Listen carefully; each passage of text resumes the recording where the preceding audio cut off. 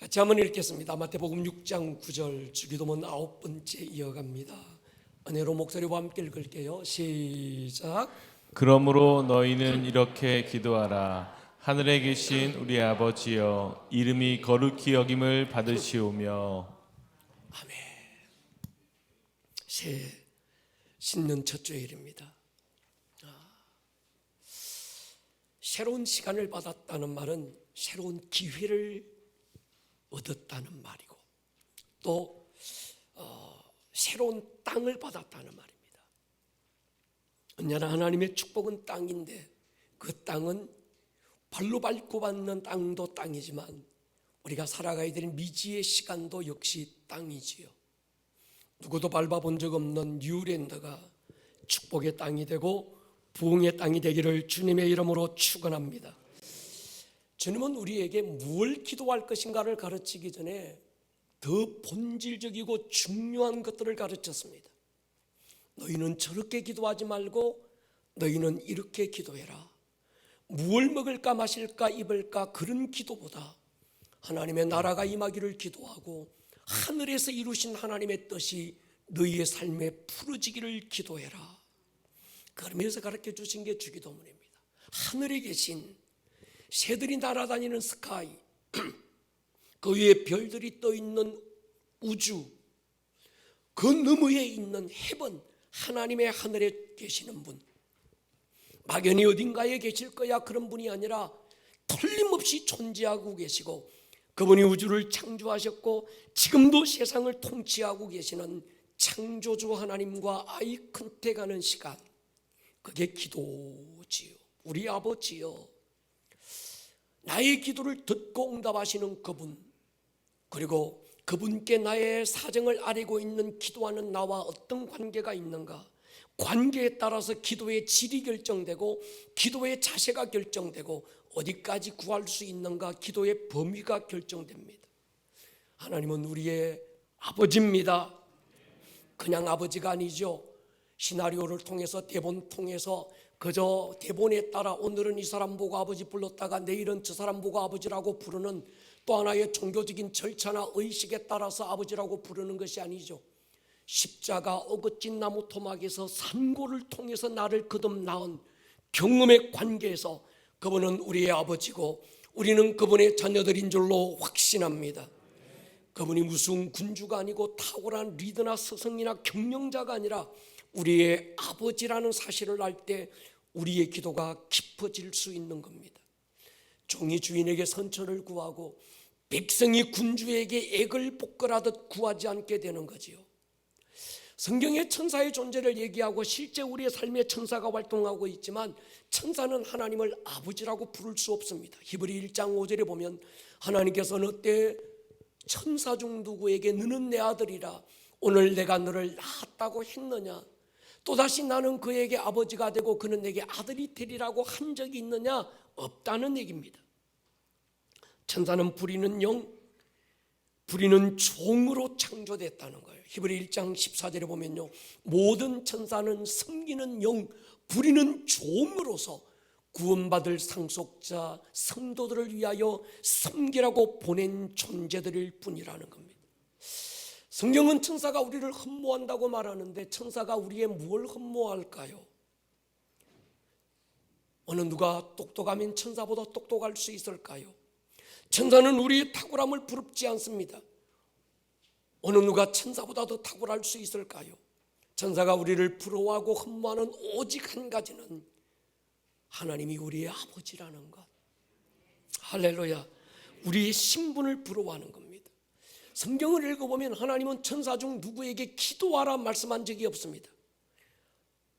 천사는 기도의 특권을 얻지 못했습니다.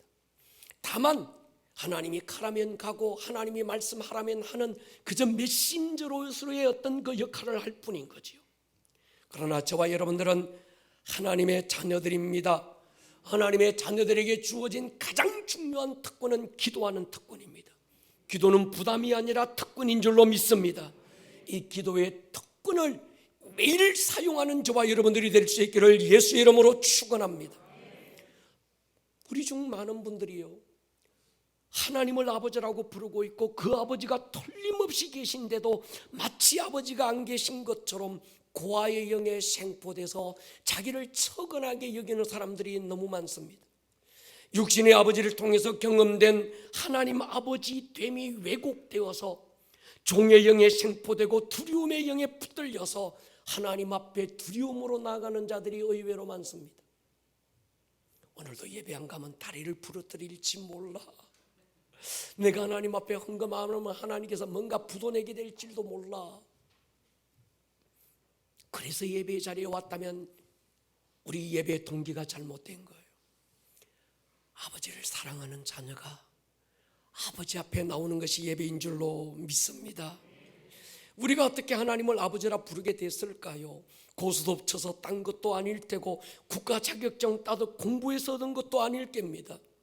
내가 그분과 함께 십자가에 못 박히고 그분과 함께 장사되고 이제는 나는 없고 내 안에 그분만 살아계신 믿음을 통해서 하나님은 우리 아버지가 되시고 우리는 그분의 자녀가 되었습니다. 우리가 너무 잘 아는 성경 갈라디아 2장 20절, 이 말씀이 교리나 이론이 아니라 고백이 되고 실제가 된 그 사람, 이제는 내가 없고 그리스도를 머리로 둔 지체된 우리만 있는 거지요. 그들이 하나님을 우리 아버지라고 부르는 겁니다. 하나님은 예수 안에 있는 내가 더 이상 내가 아니라 우리가 되기를 원하고 나의 아버지가 아니라 우리 아버지가 되기를 원하십니다. 에베소서를 공부할 때 우리가 너무 잘 알고 배웠습니다. 우리는 처음부터 세상이 창조되기 전, 하늘과 땅이 창조되기 이전, 아담과 사람이 만들어지기 그 훨씬 이전부터 하나님은 인간을 창조하기로 계획하실 때 부려먹기 좋은 노예나 종으로 창조하는 것이 아니라 삼위일체 하나님의 우리 안에 우리도 예수로 하나 되어 그분 안에 있어서 하나님과 함께 영광의 코이노니아에 동참할 자로 창조된 줄로 확신합니다. 여러분, 우리의 목표는 이 땅에서 잘 먹고 부귀영화 누리고 떵떵거리며 사는 게 아니지요. 이 땅에서 살다가 언제 갈지 모르는 막연한 천국 기다리고 사는 것도 아닙니다. 우리 신앙의 목표는 구원을 뛰어넘어 그 영광의 코이노니아에 함께하는 것이 우리의 목표인 줄로 확신합니다. 제 경험상 가장 강력한 두 가지 기도가 있어요. 우리가 되어 구하는 합심 기도, 또 하나는 우리가 중보하는 중보 기도. 이 두 가지보다 강력한 기도가 없는 것 같습니다.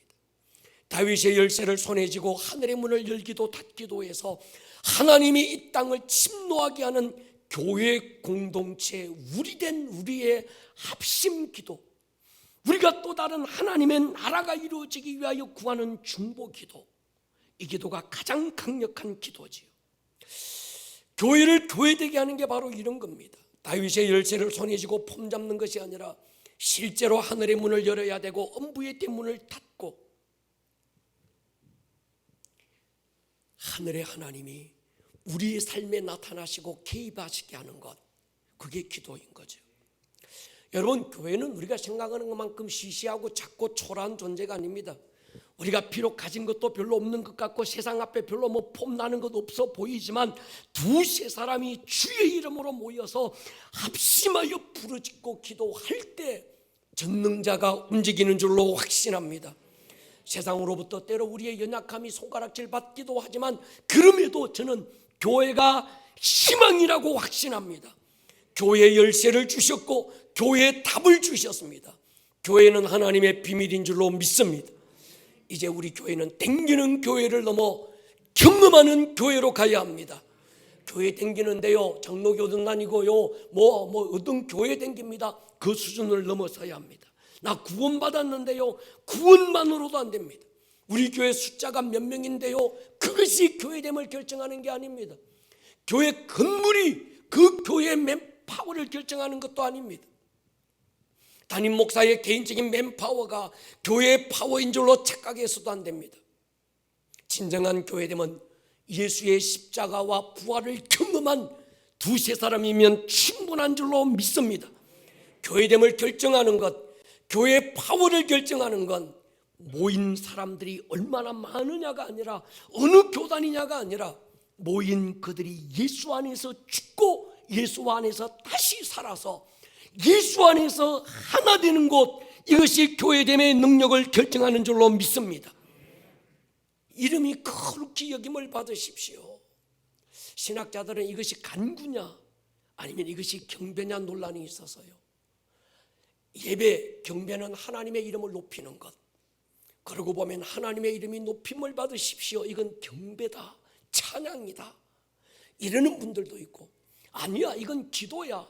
예수님께서 기도를 가르쳐 주실 때 너희는 이렇게 기도해라고 하실 때 기도 속에 있기 때문에 이건 기도라고 얘기하는 사람도 있습니다. 근데 제가 볼 때 이건 경배도 맞고 기도도 맞습니다. 할렐루야. 기도와 예배는 다르지 않습니다.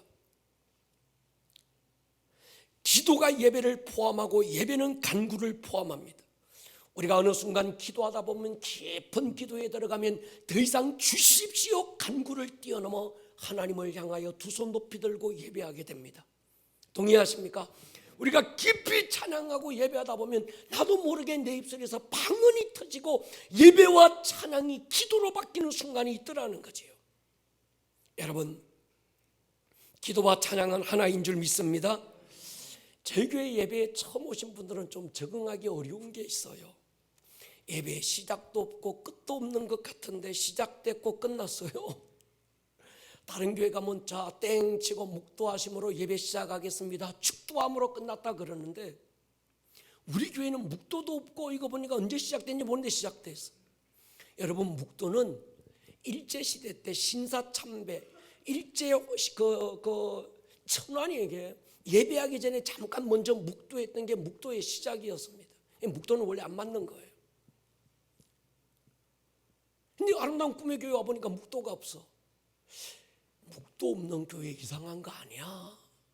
없어야 맞아요. 할렐루야. 없는 게 진짜 예배예요. 여러분, 아름다운 꿈의 교회 나오니까 뭔가 찬양팀이 나와서 막 하나님의 나라가 임할지어다 선포하고 찬양하기 시작했는데 이것도 한 20분 30분 해. 더 기가 막힌 건 내가 아는 찬양이 하나도 없다는 거. 예배 시간 내내 입도 한번 뻥긋 못 해보고 그냥 예배가 지나가 버리는. 더 기가 막힌 건 도대체 부흥회도 아닌데 박수를 치기도 하고 손을 들기도 하고 오늘처럼 워십팀들 나와가지고 뭔가 막 뛰고, 이게 진짜 예배인가?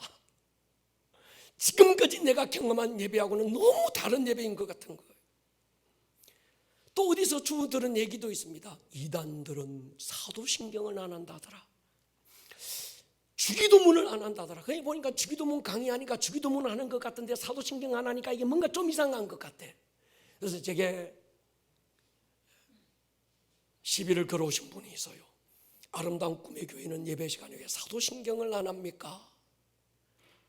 여러분, 사도신경은 신앙 고백입니다. 하나님이 내게 어떤 분이고 예수님은 내게 어떤 분입니다라는 내 신앙을 고백하는 것이 사도신경입니다. 사도신경 신앙 고백의 원조가 있습니다. 가이사랴 빌립보라는 신흥독시 한복판에서 주님이 제자들에게 물어요. 마태복음 16장에 보면 너희는 나를 누구라고 하느냐? 베드로가 고백하지요. 주는 그리스도시요 살아계신 하나님의 아들입니다. 요 베드로의 신앙 고백이 원조가 되고 세월이 흐르면서 살도 붙이고 이것저것 더하고 빼고 이렇게 잘 만들어 놓아서 문장화시킨 것이 사도신경입니다. 그런데 여러분, 베드로는 골방에서 아니면 예배의 자리 주님과 단둘이 앉아가지고 주는 그리스도요 살아계신 하나님의 아들입니다라고 고백한 게 아닙니다. 가이사랴 빌립보라는 이 도시는 로마 가이사의 황제의 이름을 따고 유대 총독 빌립의 이름을 따서 가이사랴 빌립보라는 이름을 붙였는데, 가이사랴 빌립보라는 이름을 붙일 수 있는 조건은 그 도시 한복판에 로마 황제의 신상을 세워놓고 로마 황제가 이 도시의 주인이고 내 삶의 주인입니다 라고 고백하게 만든 도시가 가이사랴 빌립보예요. 주님이 지금 그 도시 황제의 신상 앞에서 제자들에게 물어요. 너희는 나를 누구라고 하느냐? 그 황제의 신상을 두 눈 똑똑 뜨고 마주 바라보고 베드로가 고백하는 거예요. 황제가 나의 주인이 아니고 저 황제가 이 도시의 주인이 아니라 예수여 당신이 주인입니다. 그러므로 여러분, 신앙 고백은 예배 자리에 앉아서 전능하사 천지를 만드신 어떤 이런 종교 문화가 아니고 종교 의식이 아닙니다. 여러분의 가정에서, 여러분의 직장에서, 여러분들의 삶에서 예수가 그리스도고 나의 주인이라는 고백이 있어야 될 줄로 믿습니다. 그것이 진짜입니다. 그 고백이어야 그 고백이 능력 있고 파워가 되는 거예요. 그런데 우리는 그건 잊어버리고 예배 시간에서 사도신경 안 하면 뭔가 이상한 것 같은 여러분 아닙니다. 아름다운 꿈의 교회만큼 신앙 고백을 뜨겁게 하는 교회가 없습니다. 이 예배는 단지, 예배는 종교 의식이나 놀이가 아니라 예배는 하나님을 향한 찬양이거든요. 동의하십니까? 여기서 설교가 없고 기도가 없고 다른 것 아무것도 없어도 이 찬양하고 경배하는 이것이 예배예요. 근데 짧은 요 시간 안에 이것저것 교동문하고 사도신경하고 다 하다 보면 다 못해서 정말 진짜 고백은 당신의 삶 속에서 하고 우리는 예배와 말씀과 기도에 집중하자. 할렐루야. 이게 우리 교회의 예배됨, 교회됨이 바로 이런 거라는 거예요. 여러분, 우리 교회 이상한 교회 아닙니다. 할렐루야. 동의하십니까? 그러니까 이단이라고 하기에는 뭔가 조금 그런 게 예배 속에서 하나님의 능력이 경험되고 예배 속에서 뭔가 하나님의 터치가 있고 성령께서 막 우리 속에서 역사하셔서 내 마음이 막 뜨거워지고 부활하신 예수님이 엠마오로 제자들을 둘 만나서 갈 때 그들이 고백하는 게 뭡니까? 우리가 그의 음성을 들을 때 우리 마음이 뜨겁지 아니하더냐. 예배 가운데 뜨거움이 있는 교회, 할렐루야. 이것이 진정한 예배라는 거죠. 하나님과의 인카운트, 만남이 있는, 그게 예배입니다. 우리 교회가 그런 교회가 되기를 축복합니다. 여러분, 준비 찬송, 이건 무식한 말이에요. 준비 찬송이라는 말이 없습니다. 그 시간에도 하나님을 예배하는 것입니다. 기도와 찬양은 예배를 위한 워밍업이 아닙니다. 그 자체가 예배인 거예요. 그래서 저는 그런 기도를 해요. 하나님, 우리 워십팀이 20분 30분 막 찬양할 때 제가 모르는 노래인데요, 가만히 있으면 감동이 안 됩니다. 같이 하려고 입을 벌릴 때, 할렐루야, 같이 하려고 두 손 높이 들 때 성령께서 만지시고, 그래서 찬양하다가 눈물이 터지고 찬양하다가 막 방언이 터지고 찬양하다가 악한 영들이 떠나가고, 할렐루야, 찬양하다가 여기저기서 막 주가 나를 만져서 내가 치유받았다, 암덩어리가 녹아내리고 관절염이 녹아내리고, 할렐루야, 이런 예배의 흔적들이 나타나는 예배가 될 것을 주의 이름으로 선포합니다. 저는 그런 예배를 갈망하는 거예요. 우리 예배 진짜 좋은 예배입니다. 더 좋아질 겁니다. 그래서 우리 예배팀들에게 먼저 예배 환경을 바꾸자. 그저 예배는 감상처럼 쫙 스크린 올라가니까 뒤에 산이 보이고 이런 감상적인 것이 예배가 아니고 정말 하나님 한 분만을 집중할 수 있는, 그래서 예배 환경을 먼저 바꾸어 놓고 우리 예배팀들 이들에게 정말 하나님의 임재를 운반하는 예배자가 되라. 우사처럼 그저 형식적으로 헌괴짝 운반하듯이 수레에 싣고 막 하나님의 언약궤를 운반하다가 죽어버리는 자 되지 말고 정말 하나님의 강력한 임재를 너희들이 운반하는 자가 되라는 거예요. 할렐루야. 저들이 하나님의 임재를 막 풀어놓고 운반할 때 그 하나님의 임재의 기운이 우리 성도들의 삶에 막 퍼져나가서 단 한 번의 예배를 드리고도 막강 세상을 이길 수 있는, 할렐루야, 그런 예배가 될 줄로 믿습니다. 다시 본문으로 돌아가서 하나님은 이름을 가지고 계십니다. 모세가 하나님께 부름받아 이집트로 갈 때 하나님께 물어요. 하나님, 백성들이 네가 도대체 누가 보내서 왔냐라고 물으면 나를 보낸 하나님을 내가 뭐라고 소개할까요? 그때 출애굽기 3장 15절에 보면 하나님께서 그렇게 얘기합니다. 너를 보낸 그 하나님은 아브라함의 하나님, 이삭의 하나님, 야곱의 하나님, 그 하나님 여호와가 너를 보냈다고 해라. 이는 나의 영원한 이름이고 되도록 기억할 나의 칭호다. 그래서 출애굽기에서 20장에서 10계명을 줄 때 하나님의 이름을 망령되이 일컬지 마라. 하나님은 이름을 가지고 계십니다. 아브라함에게 자기를 나타낼 때 여호와 이레라는 이름으로 나타내서 나는 너희의 앞길을 준비하는 하나님이다.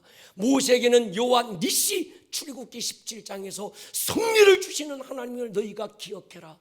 또 다른 기도원에게는 여호와 샬롬이라는 이름을 주어서 나는 너희의 삶에 평강을 주는 하나님이다. 어떤 자에게는 여호와 라파 치유의 하나님이다. 자기의 이름을 통해서 하나님 자기를 나타내신 거예요. 구약의 그 하나님께서 부분적으로 하나님은 이런 분이라는 걸 이름으로 맛배기로 조금씩 보여주시던 하나님께서 그 하나님이 육신을 입고 우리 가운데 오셔서 사람의 역사에 개입하기 위하여 인간의 몸을 입고 이 땅에 오셨을 때 가지고 오신 이름, 나타내신 이름이 예수인 줄로 믿습니다. 인간을 죄에서 구하기 위해서 하나님이 사람이 되어 오실 때 예수라는 이름으로 오신 거예요. 하나님이 인간과 함께 있기 위해서 임마누엘이라는 이름으로 오셨다는 거예요.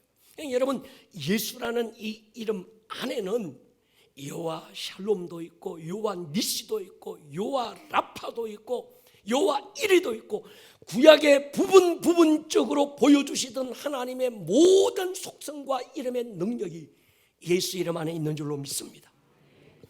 빌립보서 2장에 그렇게 말해요. 하늘과 땅과 땅 아래 있는 모든 자들로 예수의 이름에 굵게 하시고 모든 입으로 예수를 주라 시인하여 하나님께 영광을 돌리게 했습니다. 할렐루야. 그 예수님 하늘로 가실 때 가지고 오셨던 예수라는 이름 가지고 간 게 아니라 그 이름 우리에게 주고 가셔서 우리는 그 이름을 영접하여 하나님의 자녀가 되는 권세를 얻었습니다. 요한복음 1장 12절에서 한번 띄워보십시오. 이렇게 말씀하고 있는 거예요. 듣습니다. 그리스도인이 누굴까? 예수의 이름을 가진 자. 요한복음 1장 12절을 띄우라고 그래요. 그리스도인이 누군가? 그리스도인, 이 말은 예수의 이름을 가진 자. 동의하십니까? 여러분, 예수의 이름을 가지고 있습니까? 가지고 있는데도 있는지 없는지 혹시 모르는 분 없습니까? 여러분 안에는 예수의 이름이 있습니다. 베드로가 청년입니다. 사도행전 3장 6절에 보면 성전에 앉아있는, 성전 미문에 앉아있는 안전뱅이를 일으킬 때 이렇게 선포합니다. 내게 통장 잔고가 얼마 있는지 난 모르겠다. 내 수중에 주머니에 돈이 얼마 있는지 모르겠다. 그러나 그것보다 더 분명한 한 가지, 내가 가지고 있는 것이 있는데 예수의 이름을 가졌다. 할렐루야. 여러분에게 예수의 이름이 있는 줄로 믿습니다. 예수의 이름을 가진 자가 누리는 특권이 뭘까요? 기도와 예배입니다. 구약시대 성전이 세워졌는데 그 성전은 하나님의 이름을 두신 거죠. 열왕기상 8장 보십시오. 내 이름이, 열왕기상 8장, 내 이름이 거기 있으리라 하신 곳, 이 성전을 향하여, 이 성전 안에 하나님은 뭘 두셨는가 하면 하나님의 이름을 두신 거예요. 우리 예수님 구약시대 성전 안에 두셨던 하나님의 이름을 예수님이 직접 가지고 오시면서 요한복음 2장 19절 지금입니다. 같이 시작. 예수께서 대답하여 이르시되 너희가 이 성전을 헐라 내가 사흘 동안에 일으키리라. 유대인들이 이르되 이 성전은 46년 동안에 지었거늘 내가 3일 동안에 일으키겠느냐 하더라. 그러나 예수는 성정된 자기 육체를 가리켜 말씀하신 것이라. 예수님께서 저 성전을 헐어버리라. 그 성전이 성전인 건 그 안에 하나님의 이름이 있기 때문인데 그 하나님의 이름 예수라는 이름을 내가 가지고 이 땅에 왔다. 그리고 이제 내가 성전이다. 이렇게 말씀하신 거예요. 그리고 그 예수님 하늘로 가시면서 그 이름 우리에게 주시고 너희가 하나님의 성전이다. 고린도서 3장 16절 보십시오. 너희는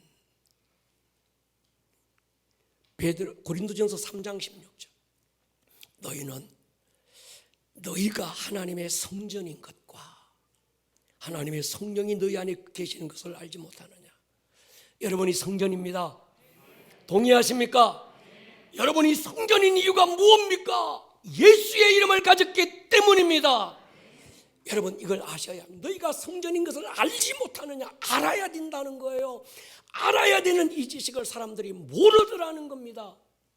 자기 안에 교회 다니는 건 알겠는데 예수의 이름이 있다는 건 모르겠어. 장로교단 다니라는 걸 내가 알겠는데 자기 안에 예수의 이름이 있다는 걸 누구도 얘기해 준 적이 없어. 여러분, 우리는 예수의 이름을 가졌습니다. 저는 제가 가진 예수의 이름이 너무나도 분명하기에 제 앞에서 그 이름을 선포할 때 귀신들이 떠나가는 걸 수천 명도 더 봤고, 그 이름 앞에 병이 녹아내리는 걸 수도 없이 보고, 할렐루야, 여러분이 청년이 아니냐는 거예요. 예수 이름을 가진 자, 그는 예수의 이름을 높이고 거룩히 여김받기를 기도하는 거예요. 왕상 18장 엘리야가 그렇게 기도합니다. 850명의 이방 선지자들 대적들을 자기 혼자서 맞짱 뜨면서 엘리야가 이렇게 선포하지요. 하나님이신 것과 내가 하나님의 종인 것과 지금 내가 하는 이 일이 하나님의 일인 것을 저들 눈으로 보게 하여 주십시오. 골리앗을 맞짱 뜰 때 다윗이 이렇게 선포하잖아요. 너는 칼과 창과 단창으로 내게 오지만 나는 네가 모욕하는 이스라엘의 하나님 여호와의 이름을 들고 너에게 간다. 동의하십니까? 여러분, 저는 그렇게 선포했으면 좋겠어요. 여러분들의 삶의 현장에서 때로는 엘리야처럼 하나님 내 직장 속에서 내 사업과 일터 속에서 하나님이 나의 하나님인 것을 보여주십시오. 나를 통하여 하나님의 이름이 높임받으시기를 기도합니다. 세상이라는 거인 골리앗과 맞짱 뜰 때 내 힘, 내 경험, 내 재능이 아니라 내게 주신 예수의 이름으로 너는 칼과 창과 단창으로 내게 오지만 나는 예수의 이름으로 네게 나아간다. 이런 사람. 여러분, 우리가 기도라고 할 때 너무 한쪽으로 고정되어 있어요. 예수님이 기도를 가르쳐 줄 때 기도에는 뭘 먹을까 마실까 입을까 구해서 응답받는 기도도 있지만 그건 그 기도를 너희는 넘어서야 된다. 그러면서 가르쳐 주신 기도가 주기도문인데 넘어서는 기도는 응답이 아니라 상이 있다는 거예요. 여러분, 기도의 응답도 중요하지만 여러분의 기도를 통해서 상을 받기를 주의 이름으로 축원합니다. 상을 받는 기도, 하나님의 나라가 임하는 기도, 하나님의 뜻이 내 삶에 풀어지기를 구하는 기도. 할렐루야. 그러니까 많은 사람들이 그래요. 왜 좀 기도 안 하세요? 집사님, 목사님, 기도할 게 없어요. 아쉬운 게 없다는 거예요. 먹을 것 있고 마실 것 있고 이래저래 별로 아쉬운 게 있어야 되는데 자식 새끼 속 안 썩이지, 남편 돈 잘 벌어오지, 그러니까 별로 나는 아쉬운 게 없어서 기도할 게 없다고. 이분은 기도가 뭔지를 잘 모르는 거예요. 기도는요, 먹고 마시는 문제를 해결하는 정도의 시시한 게 아닙니다. 항공모함 가지고 공치새끼 몇 마리 잡고 만족하는 게 기도가 아닙니다. 물이 바다를 덮는 강력한 힘이 기도의 줄로 믿습니다. 그래서 주님께서 제자들에게, 야 제자들아, 지금까지 너희가 5살 때부터 하루에 5번씩 정말 성전을 바라보고 기도해왔던 너희들이고 평생 기도 속에 살았던 너희들이지만 너희들의 기도가 얕은 이유, 믿음이 얕은 이유는 기도를 잘못 알아서 그렇다. 먹고 마시고 입는 것만 구하지 마라. 너희는 먼저 그의 나라와 그의 의를 구하라. 여러분, 그래서 주님이 기도의 본질을 다시 가르쳐 주신 게 주기도문입니다. 우리 교회 기도의 집이 있어요. 우리가 뭔가 아쉽고 필요한 것 얻어내기 위한 수단으로 세워놓은 게 아닙니다. 주님, 이 도시 가운데 하나님의 나라가 임하기를 기도합니다. 그래서 기도의 집에서 소수의 몇몇이 모여서 이 땅을 향하여 두 손을 높이 들고 가이사랴 빌립보 이 도시가, 인천 이 도시가 하나님이 주인입니다. 여기서 선포하는 거예요. 동의하십니까? 에덴 동산이 여호와의 동산이었던 것처럼 이 도시 이 땅의 주인이 예수임을 선포하는 것이 기도고 예배인 거지요. 베델 언덕처럼 하늘을 뚫어내고 뚫린 하늘로 하나님의 나라가 이 땅 가운데 임하게 하는 것이 예배고 기도여야 합니다. 우리 교회는 그런 예배, 기도를 사모합니다. 여러분, 성경을 가장 많이 기록한 인물, 구약에서는 다윗이고 신약에서는 사도 바울입니다. 시편의 대부분이 다윗이 기록했는데 다윗이 남긴 시편의 대부분은 예배고 기도입니다. 다윗이 시편을 읽어보면 먹을 것 달라 막 그렇게 기도하지 않습니다. 하나님의 얼굴을 구하고 주님의 이름이 높임받기를 기도하는 거예요. 다윗이 그의 작은 장막 안에서 하나님이 이 나라의 주인임을 선포하자. 내가 왕이 아니라 하나님이 왕입니다. 정책을 결정할 때마다 올라가기까 말리이까, 내게 붙이셨나이까, 치리이까 말리이까, 하나님의 왕되심을 선포한 자리가 기도의 집 다윗의 장막.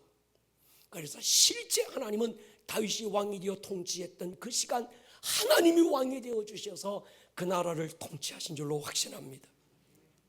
다윗 이전에 사울이라는 왕이 있었는데 40년간 그가 하나님 앞에 예배하고 제사했어요. 기본 언덕 실로 그 위에 성전 안에서 성막 안에서 그가 유월절 절기를 지키고 초막절 절기를 지키고 이스라엘의 7대 절기, 5대 제사, 번제, 화목제, 속죄제, 하나님 앞에 수없는 제사를 드리고 양을 잡아 피를 막강물처럼 이루게 하고 수없는 예배를 그 사울 왕이 하나님께 드렸는데, 그때 그 예배의 현장 가장 본질이 되는 지성소 깊은 곳에는 하나님의 임재인 언약궤가 없었어요.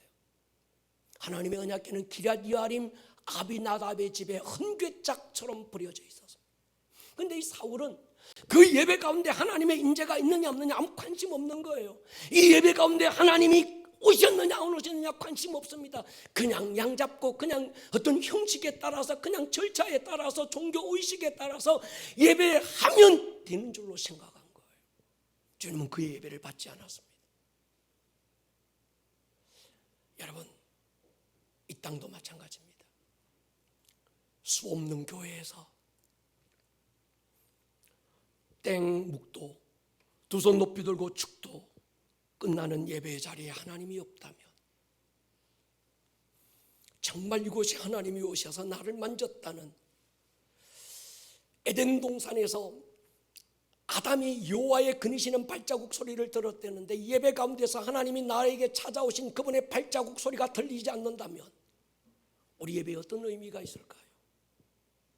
우리는 껍데기 예배에 만족할 수 없고, 할렐루야, 정말 그분이 내 이 예배 현장에 오셔서, 그래서 한 번의 예배, 주일날 드리는 이 한 번의 예배에 목숨 걸어서 이 한 번의 예배의 경험이 세상을 이길 수 있는 능력이 되고, 코로나가 아니라 뭐 코로나 할배라도 그의 두려움으로부터 자유를 선포할 수 있는 그런 예배, 우리들의 예배가 될 수 있기를 주의 이름으로 축원합니다. 여러분, 여호수아가 가나안 땅을 정복하고 12지파에게 땅을 분배할 때 한 지파 레위 지파에게는 땅을 안 줍니다. 이 레위 지파는 오직 자기들의 생업을 다 내려놓고 예배 하나만을 위해서 섬기는 그 지파가 레위 지파입니다. 레위 지파는 그럼 뭐 먹고 삽니까? 11지파가 이들이 전적으로 하나님을 예배하는 예배자로 준비되기 위해서 그들이 레위 지파의 삶을 책임진 거예요. 더 거슬러 올라가면 모세가 유월절 어린 양의 피를 문설주에 발라놓고 애굽을 뛰어 나올 때 이스라엘의 마지막 장자가 죽어나가는 그때 어린 양의 피가 발린 집은 죽음의 그림자가 넘어가서 넘을 유자 넘을 월자를 써서 유월절이라는 이름이 붙였습니다. 죽어야 될 장자가 안 죽고 대신 어린 양이 죽은 거예요. 죽어야 될 내가 안 죽고 예수님이 대신 죽은 거예요. 할렐루야. 그래서 내 아들이 죽어야 됐는데 안 죽고 내게 맡겨주셨고, 그래서 하나님께서 너희들의 처음 난 모든 건 다 내 거다, 너희의 장자는 내 거야 라고 선포하시고, 그것이 나의 것이라는 믿음의 표로 신앙 고백으로 너희들이 레위인 한 사람을 책임져라, 먹고 사는 문제를 책임져라 해서 레위인 제도가 그때 생긴 거예요. 여러분, 제 어렸을 때 우리 옆집에 있는 그 저를 처음 교회로 데리고 왔던 그 할매가 권사님인데, 기소성 권사님이시라고, 이분이 꼭 어떤 때는 뭘 하나 내 손을 잡고 교회로 가시면서 목사님 사택에 들어가시더라고요. 근데 할매 뭐 하고 왔는겨 물어보면 그래요. 이건 내 아들 신발 살 때 내가 주의 종 신발 하나 사시느라고 내가 대접하는 거야. 내 아들 옷 사줄 때 하나님 앞에 예배로 구분된 레위인 주의 종 또 그를 내가 대접하려고 이렇게 하는 거야. 그걸 보여주신 거예요. 여러분, 오늘 원띵 헌금은 바로 그겁니다. 여러분들을 대신해서 우리 청년 청소년들이 예배에 차로 헌신하고, 제가 그래서요, 얘들아 너희들의 시간 시집 가고 장가 가고 이러면 시간 없다. 군대 가기 전 그 시간 딱 자르고, 시집 가기 전 1년이면 1년, 3년이면 3년 딱 가장 중요하고 가장 노른자 같은 액기서 시간 딱 잘라서 나시린 선포하고 뭐 연애질하고 뭐 이러다 보면 아무것도 못한다. 정말 거룩함으로 하나님의 임재를 운만할 수 있는 예배자로 니들이 서원해라. 할렐루야. 근데 우리 교회 예배는요, 나 옛날에요 좀 밖에 나가서 노래 좀 부르고 기타 좀 쳐서요, 그 정도 수준 가지고 우리 교회 예배자가 안 됩니다. 그래서 전문적인 예배 실용음악을 공부해야 돼요. 할렐루야. 그래서 이 아이들은 자기들의 생애를 하나님 앞에 아주 알뜰하게 심고, 이 아이들 그래도 먹고 살아야 되잖아요. 그래도 얘들 뭔가 좀 공부도 해야 되고 해야 되는데, 어떻게 하면 우리 교회가 이 아이들이 전적 레위인이 돼서 274 10편 27편 4절 274 레위인들이 돼서 원띵의 마음 가지고 하나님을 예배할 수 있도록 우리 교회가 최소한의 이 아이들의 생계를 좀 지급했으면 좋겠다. 그래서 여러분들이 오늘 원띵 헌금 작정한 건 그에 쓰임 받을 겁니다. 우리는 예배자를 길러야 합니다. 할렐루야. 이들이 깊어져야, 이들이 일주일에 한 번의 예배를 위하여 기도하고 한 번의 예배를 뚫어낼 수 있기 위해서 금식하고 막 애를 써서 준비하고, 그것이 예배 자리에서 부르짖고. 할렐루야. 여러분, 우리 교회 예배 앞으로 엄청 깊어질 겁니다. 이 예배에 목마른 수많은 영혼들이 우리 교회를 몰려올 줄로 믿습니다. 내가 어디에 가면 하나님의 터치를 경험할 수 있는 예배를 내가 드릴 수 있을까? 내가 한평생 모태신앙으로 30년 50년 예수 믿고 수없는 예배, 주일 예배, 수요 예배, 금요 새벽기도 예배했지만 정말 내 공갈찌꼭지 입에 물고 빨듯이 아무런 배도 부르지 않고 아무런 만족도 없는 그런 예배 말고, 단 한 번의 예배로 내 영혼을 사로잡을 수 있는 그런 예배를 드릴 수 있을까? 수없는 사람들이 예배를 찾아 방황할 때 우리 교회를 만나게 될 것입니다. 주님이 그런 자들을 우리에게 보내실 거예요. 여러분, 부흥은 이제 내일 저녁부터 우리가 이걸 나누게 될 텐데, 부흥은 사람이 조작하고 만드는 게 아닙니다. 그 예배의 자리에 하나님이 보내시는 거예요. 할렐루야. 여러분 보십시오. 며칠 전 카페 장장난로 앞에서 커피 한 잔 들이배놓고 제가 그런 생각을 해서요, 코로나 2년을 돌아보면서 만약에 이놈의 코로나가 안 왔더라면 우리가 기도의 집 했을까?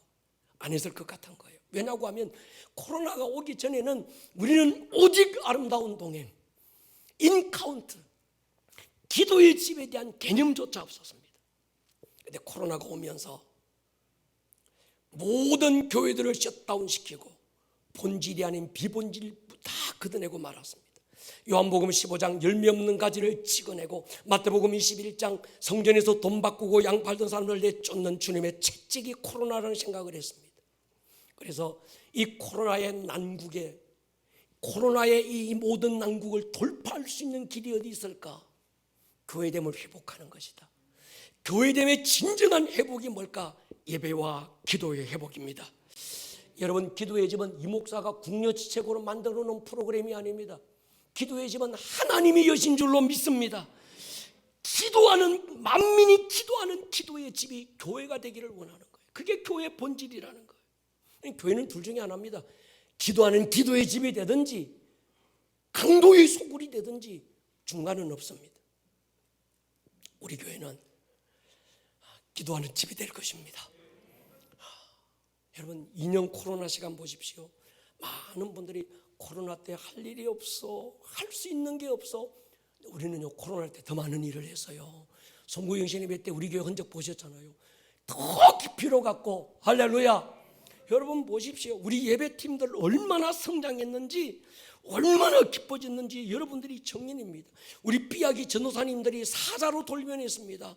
우리 장로님들, 군사님들, 목자들 기도의 선포는 하늘을 찢고 땅을 진동시키고 있습니다. 제 얘기가 아니라 우리 교회 유튜브로 기도의 예배 참여하신 목사님들이 제게 물어요. 목사님 어제 저녁에 기도의 집에서 그 믿음의 선포를 했던 그 여자분, 그 집사님, 그 남자분, 그분이 도대체 교회 부목사입니까? 전도사입니까? 그러더라고요. 내가 집사인데요. 그랬더니 깜짝 놀라는 거예요. 어떻게 평신도 입에서 저런 강력한 영적 힘이 느껴질 수 있냐는 거예요. 여러분, 이게 우리 교회입니다. 할렐루야. 우리는 더 사자가 될 것입니다. 기도에 목숨 걸 것입니다.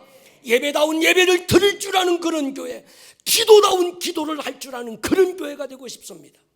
내 작은 필요 구해서 얻어내고 응답받았다 좋아하는 교회가 아니라 하늘의 문을 열고 하늘의 통치와 다스림을 풀어내는 그런 예배. 그래서 우리 성도님들은 예배의 가문이 될 수 있기를 축복합니다. 여러분의 자녀를 예배하는 자녀로 양육하십시오. 하나님, 우리 아이가 공부 잘하는 아이가 되게 해주십시오. 우리 아이가 탁월한 리더가 되게 해주십시오. 우리 아이가 훌륭한 정치인이 되게 해주십시오. 중요합니다. 그런 기도 해야지요. 그러나 더 중요한 기도가 있습니다. 하나님, 우리 아이가 하나님을 바르게 하는 아이가 되게 해주십시오. 아멘 하십시다. 하나님, 우리 아이가 하나님만 하나님인 걸 경험하며 자라게 해주십시오. 어릴 때부터 사무엘처럼 주님의 음성을 듣는 아이가 되게 해주십시오. 하나님, 내 아들 내 딸이 어렸을 때부터 하나님을 예배할 줄 아는 그런 아이로 자라게 해주십시오. 그래서 그런 교회 말이죠. 제가 기도도 좀 세게 하는 것 같고, 이 영적 전쟁, 영적 막 악한 영들을 쫓아내고, 제가 무당 귀신 쫓는데 전문가라고 그러잖아요. 그런 것도 잘하는데 제일 못하는 게 있어요. 헌금하라 소리를 제가 못해요. 저희 교회 오신 지 한 2년이 다 돼가는 분이 저에게 그 얘기 하시더라고요. 목사님, 자기가 2년이 다 돼가는데 한 번도 목사님 설교에 헌금하라는 소리를 들어본 적이 없대요. 그래서 너무너무 은혜스럽다고. 오늘 그분에게 죄송하지만 좀 얘기하려고 합니다. 우리 원띵 헌금하십시다. 이게 내가 사는 거예요. 그저 그게 아니라 나의 예배를 살리는 거예요. 예배가 살아야 내가 삽니다. 동의하십니까? 그러려면 하나님의 임재의 언약궤를 운반하는 이 아이들이 정말 우싸 같은 자 말고 내 자랑하고 앞에 서서 내 폼 잡고 막 하나님의 언약궤를 그 이 소감 오는 수레에 실어놓고 막 카프레이드 하면서 자기 자랑하는 어떤 그런 우싸 같은 어떤 그런 예배자 말고, 나는 없어지고 그분만 나타나고, 할렐루야, 하나님의 나라가 이 예배 가운데 막 부르지게 할 수 있는 그런 예배자, 하나님의 임재를 운반하는 자, 이 아이들이 되는 건요, 우리 교회가 살고 이 도시가 사는 건 줄로 저는 확신합니다.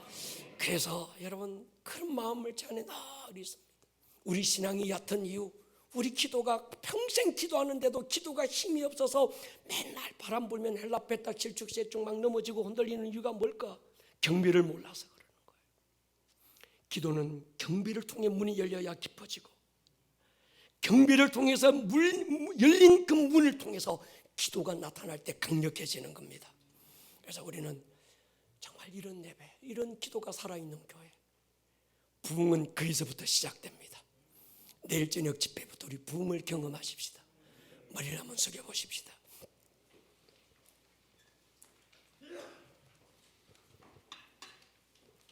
이 시간 한번 우리 기도하기를 원합니다. 하나님, 새날이라 새해가 아닙니다. 새로운 시간을 받았다는 말은 새로운 직분을 받았다는 말입니다. 하나님, 새해 예배 돌파가 일어나게 해주십시오. 지금까지 내가 하나님 앞에 수없는 예배를 드리고 왔지만 그런 예배 말고 하나님을 경험할 수 있는 예배, 형식적인 무늬만 있는 예배 말고 하나님과의 깊은 인카운터 만남이 있는 그런 예배,